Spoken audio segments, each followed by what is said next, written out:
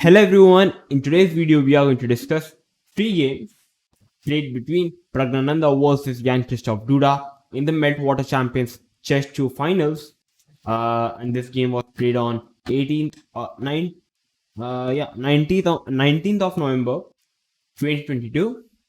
And the game is going to be simply phenomenal because usually I make a video of one particular game, but today I'm making the video of 3 games because all the 3 games are simply very interesting.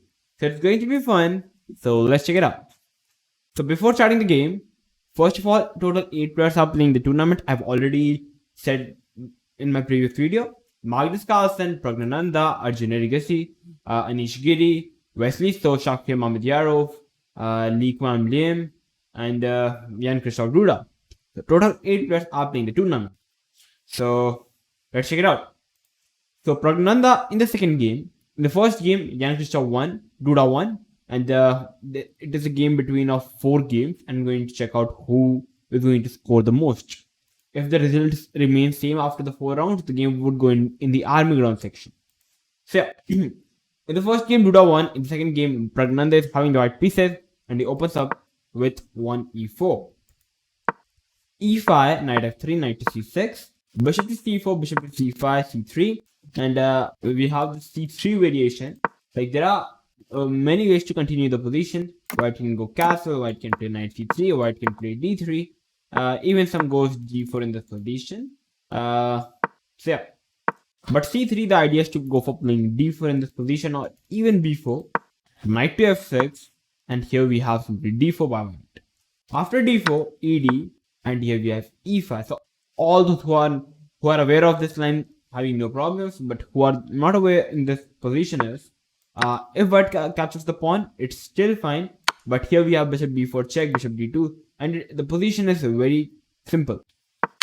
But here we push the pawn, which happened in the game, and here we have d5 by black. This is the best move according to black, because if you try to move the knight, for example, if you try to play knight to e4, here we have bishop to d5 in this position, hitting both the knights, and the knight is actually trapped in the center of the board.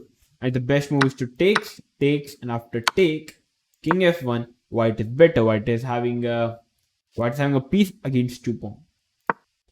So, or else if the knight goes back, it's simply better for white. Yeah. So we have d5 in this position, bishop to b5. Knight to e4, centralizing the knight. Pawn takes, bishop to b6, knight to c3, short castle, bishop to e3, defending the pawn, bishop to g4, h3, asking the bishop whether he wants to capture the knight on f3 or whether he wants to go back. Bishop to h5 was played, queen to c2. And yeah, queen to c2 was a nice move in this position because it is basically asking black whether black wants to capture on f3 or not. For example, if black tries to capture on f3, which is also a fine move in this position, after g into f3, the idea of white is pretty simple. White wants to do a long castle followed by rook g1 and do a large amount of attack on the king side. So I think that's what, like after takes, knight takes, b into c3. The white's plan is actually very simple. The bishop and the queen are looking on the king side. Hence, bishop to g6 was played in the game by Duda. A very practical choice, putting some there could be some discoveries of hitting the queen. So queen to b3, and now knight into c3. After playing queen b3, white is simply hitting the pawn on d5. I think black could have gone simply knight to e7 in this position, simply protecting the pawn, and the idea is to play c6, making the pawn structure better. And I believe the position is fine for black. But what happened in the game is, we have knight into c3. This is also a fine move. But here comes bishop into c6, and after bc6, queen into c3, you can already sense that the pawns on the c7 and c6 are simply weak and are not isolated, but they are simply backward pawns, and white can simply target them in the long terms. So it's going to be a long-term weakness for black. Bishop to e4, knight to d2 hitting the bishop, because now white wants to keep a nice structure of the pawn. So knight to d2 hitting the bishop to f5, and a short castle. And this position is definitely slightly better for white because of the pawns on c7 and c6. If the pawn would have been on b7, I would believe the position would have been equalish. But yeah, f6 was played by black, a very natural approach and the best approach. After f6, we have f4. Bishop to d7, protecting the pawn on c6. If I go back in this position, like over here, after bishop to e4, if white tries to capture the pawn in this position, this move can be playable. But here comes bishop to a5 check, and after bishop to d2, black can go back with bishop d6.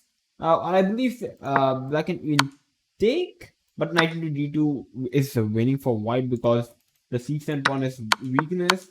But I think the reason Praggnanandhaa didn't went for the capturing the pawn on c6 because it is already a long-term target. So like as what happened in the game is after f6, f4, bishop d7, we can already see that the piece simply went back to protect the pawn on c6, and it's good for white now. Like in this position, the best move was to capture the pawn in this position, and after fe5, queen to e7, and like you can give up the pawn. Like what happened in the game is you like defended it, which allowed white to simply gain, which allowed white to have a large amount of development. So after rook e1, we have a5, a4, queen to e7, king h1, pawn takes, rook takes, rook to f8, we have another rook trade, and king to h2. So what's happening here? Well, white is having the connected e pass pawn. The position is slightly better for white, but it's still very hard to win this position.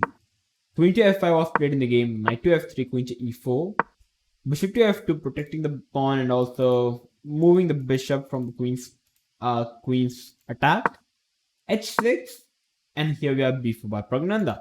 As we know that the king side have already been blocked, so Praggnanandhaa thought of opening up on the queen side by playing the move b4, a b, queen b, and here we have c5 by black. Queen to a3. You can capture the pawn because you lose the queen in this position. It's not working. You have to move the queen. Queen to c2. Pawn takes. Bishop to a5. And like in this position, if you try to capture the pawn in this position, here comes a5, very strong move. And after bishop a7, we have simply queen e7 hitting the bishop. And for example, if black tries to move the bishop, let's take a move like bishop to f5. Here we have queen to c7, and it's winning for white because the a pawn is too advanced. The bishop is hanging, and the bishop is actually trapped, so it's losing for black. Queen to c2 was played, d into c5, bishop into a5, queen to e3, bishop into a4, and here we have e3 by white. And like, what do you think is happening in this position? Okay, first of all, white is just 2 steps away from making a new queen, and but in the exchange, black's having the bishop pair, which is currently controlling the e8 square. So it's not winning; it's equalish. Bishop to e8, a fine move by black. Queen to a3, hitting the bishop.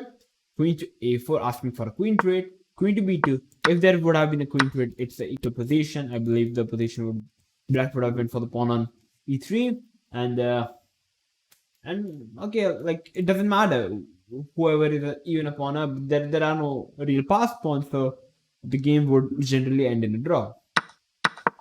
So queen to b2, queen to b4, queen to a2, c6, king to h1, bishop to c7, queen to a6, king to h7, bishop to g1, queen b1, queen a8, bishop queen b8, queen a1, bishop to g6, bishop to b4. So basically, both the players were simply maneuvering the pieces. And from here, the game is going to begin, After queen into e5, now definitely e7 looks a deadly threat. Queen into c5 was played in the game. Still a fine move, but the best move would have been to play bishop to e8, keeping the structure like this. And like after e7, we simply have queen f6 and the position is equal. But after queen into c5, e7, one move away from making a new queen. Queen c1 check here, and now queen to c2, which was simply a blunder by black. In this position, it is very hard. Like the move is very hard to find for black. The move is to play c5, and after, if you try to, like, for example, if you try to capture the pawn, queen f4 check, and the game is simple. Yeah, like if you try to go over here, you even lose this pawn, and black is winning now because of the pass pawn. But and if you try to click king h1, it's black is going to repeat. So if you try to make a new queen, bishop into e8, queen into e8, this is still winning for white, but I believe after queen to f4 check, king to g1, for example, and it's still hard. Yeah, you can simply repeat the position, and if queen to e1, you can simply capture it, and this position is drawish. Though it's very hard for, I don't know, for perhaps for white, for black, because white king can defend both the pawns. But queen to c2 was played in the game. Knight to h4, bishop to e8, knight to f5. Queen to c2 was simply blunder because of knight to h4, bishop to e8, knight to f5, king to g6, knight into g7, bishop to f7, and here we have simply new queen takes, king f7, and the king is simply too exposed, and soon on the move number 53. After playing queen e6 check, Jan-Krzysztof Duda resigned the game, and Praggnanandhaa won the second game. The scores have been equal, so yeah. So it's time to discuss the third game. So in the third game, Praggnanandhaa is playing with the black pieces and Duda is playing with the white pieces. I've kept the Praggnanandhaa on our side because I don't want to regularly change the names of the players. So Duda with the white pieces starts out the game with 1 e4, e5, bishop to c4, knight to f6, d3, knight to c6, and the interesting thing, the reason that I chose this particular game is knight to c3 was played, knight to a5, queen to f3, and this is the main reason that I decided to make a video on this particular game, because playing queen f3 is a very, I don't know if this is very common in if this is very common in lower level. Yeah, like it looks like this is a new idea, and it's not highly much played in the lower level, so it can be a good idea. The idea could simply play bishop g5, putting some high amount of pressure on the knight on f6, and the idea could be simply play knight e2, knight g3, followed by knight f5, and I believe it can be a good idea.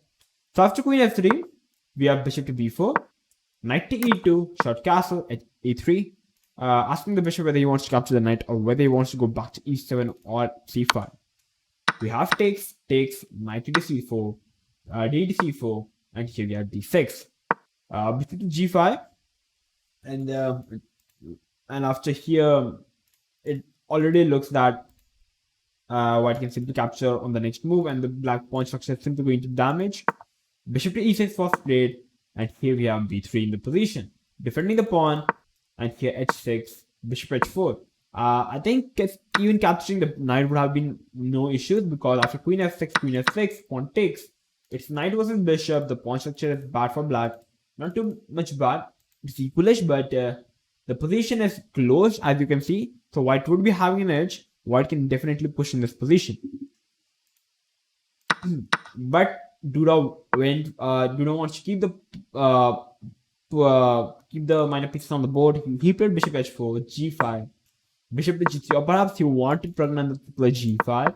We can appear on his king side, and as you can see, the bishop and the queen is on the king side. White haven't castled on the king side yet, so he can perhaps long castle and try to attack on the king side. Queen to e7, a4, queen g7, queen e2. The idea is to play rook h8, trying to give some shelter to the black king.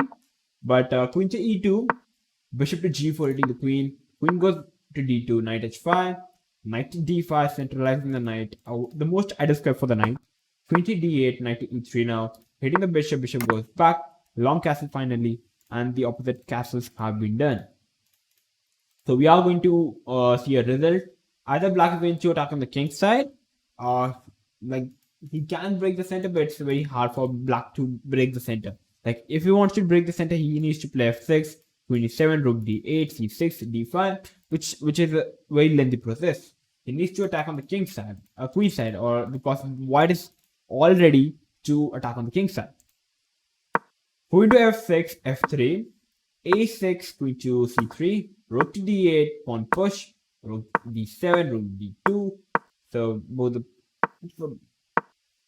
number of moves were played in the game. Nothing much happened in the game position. And yeah, from here the real fun begins. Like in this position, rook to c8 was played in the game. The best move would have been to play a move like to play h5. Like for example, if g4, black can simply block the position by playing h4. Or I believe even capturing the pawn, and after takes rook h8, black gets some huge amount of counterplay on the king side. And even if you doesn't want to play h5, he can simply play rook g8, and the position is absolutely fine because black is giving some shelter to his king by bringing more pieces into the game. But after rook c8, a g4 in the game, and here we have knight to g6, which allowed white to win on and give a check on f5. The best move in this position would have been to play knight s3, hitting the bishop, and after knight f5 check, bishop f5, let's take gf5, b5, and the position is better for white, but definitely playable. But what happened in the game is after knight to g6, we have check, and if black tries to capture in this position after gf5, the knight is currently attacked. The knight has to move, which allows white to win for the move h4. And if the knight would have been on h3 at the place of g6, h4 would have never came in the future. But knight f5 check, knight to g6 was played in the game. Knight f5 check, bishop into f5, gf5, knight to f4, and here we have bishop to a7 by white, hitting the rook to a8, bishop to e3 back, rook to d8, and it looks like position like nothing especially is happening. It looks like black is having a fine position, but suddenly the black king is simply going to collapse on the king side. Queen to b4, b6 takes, pawn push, queen came. Black tried to attack, but nothing was happening. So after on the move number 41, after playing king b2, black decides to resign the position because the reason is quite simple. White is having too many pawns on the queen side. It's like it's enough to win.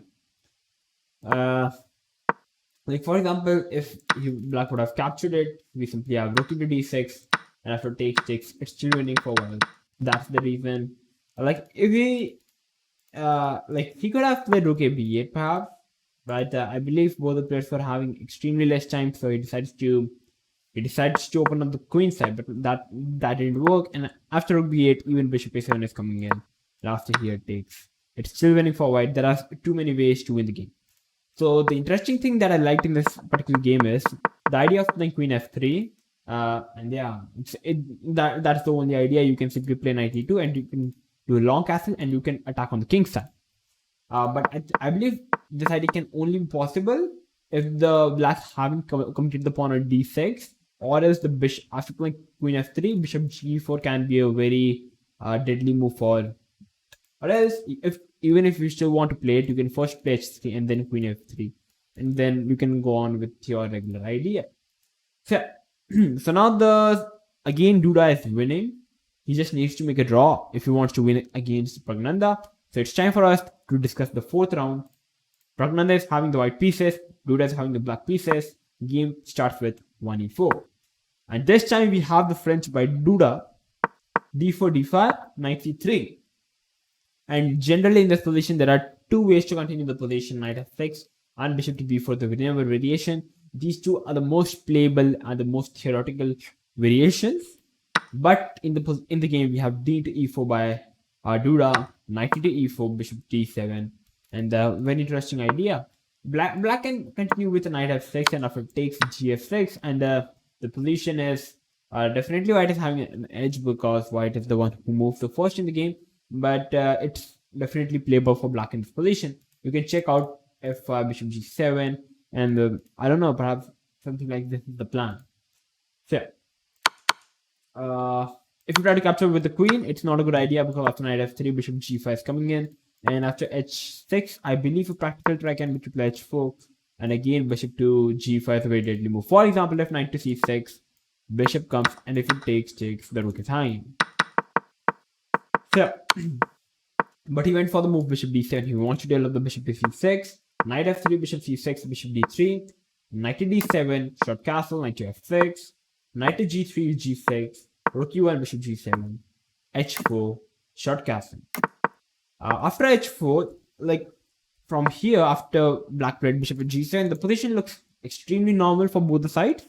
After h4, the castle is the best move. If black went for the move, would have went for the move h5. Here, white can simply play bishop g4, and after short castle, the position is still fine, but I believe there can be too many sacrifices in the air, so anything can happen. So Duda decides to directly castle, and here we simply have h5. And definitely it looks like white is going to do something crazy on the king side. So we have b6. Black is simply minding his own business, playing b6, bishop b7, c5 is the idea. Queen to e2, bishop b7, bishop to f4, developing the pieces. The idea is to bring another rook to d1, finishing the development after c4, d5. This could be an idea. c5 was played by Duda. c3 takes, pawn takes. The pawn looks the d pawn is definitely an isolated pawn, but white pieces are all developed, so there is no real problem with an isolated pawn. So knight to d5 was played in the game. Bishop to g5, bishop to f6, asking for the bishop trade. Here, white simply went back to the bishop because white wants to keep the bishop to attack the black king. Queen to e7, knight to e4, bishop to g7, knight to g5, rook to d8, and here's my question. You are in Praggnanandha's shoes. What are you going to play in this position? With the white pieces. Future pause the video and try to find the best move in this position, which was played in the game by Praggnanandhaa.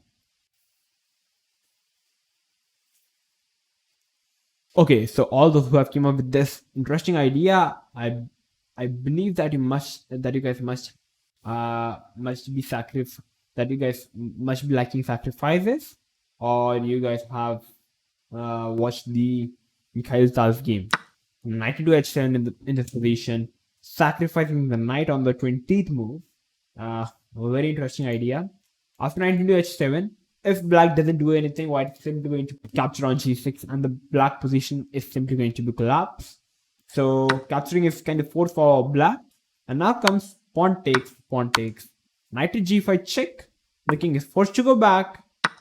Bishop to g7. So what's happening is white is having 5 pawns, black is having 3 pawns, but black is a minor piece up.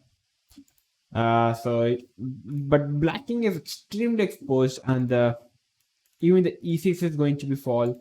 So yeah, it's going to be extremely tough for black to hold, and it's already winning for white. Capturing the pawn on h7 was a brilliant move. Knight to f6 was played in the game. Bishop check, fantastic move. King move. Queen to d3. The idea is to play queen h3 and try to checkmate the black king. So knight to f8, making a square for the knight on h7. Queen check, knight king. And now rook into d6. Again, a brilliant move in the position. You cannot capture the rook because it's mate. So bishop to c8 was played in the game. And here we have simply capturing the queen. And after, black captures the queen back. Takes. Bishop to c3. So material wise, white is now 2 pawns up. So it is like more than enough to win the game. And white is the one getting in with his pieces. And black is currently having no counter play. Pawn takes, rook c8, takes, rook e1. The pieces got traded, and now again Praggnanandhaa is 2 pawn up. Praggnanandhaa, like after a couple of moves were played in the game by both the players, but Praggnanandhaa very well after playing 50th move, after playing rook g4, the pawn on b4 is simply hanging. So white would be 3 pawns up, and it's more than enough to win the game. Even if you try to capture this, bishop into a2, this takes, and it's winning for white. If there would have been no f pawn, then definitely a draw, but it's winning for white. So after this match, the game have been tied, and the game went on to the army down section.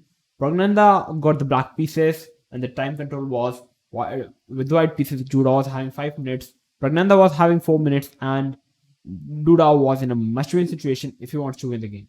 But fortunately or unfortunately, Duda was not able to beat Praggnanandhaa and the game drew.